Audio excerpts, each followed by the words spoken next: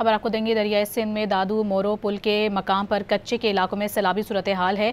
दादू मोरो पुल से कोटड़ी बैराज के मकाम पर 3 लाख क्यूसेक का सैलाबी रेला गुजर रहा है। सैलाब ने कच्चे के 30 से जायद छोटे बड़े देहात अपनी लपेट में ले रखे हैं। ताज़ा तरीन सूरत हाल जानेंगे। डॉन न्यूज़ के नुमाइंदे कुर्बान खुश्क हमारे साथ मौजूद हैं। कुर्बान, बताइएगा आप क्या सूरत हाल देख रहे हैं?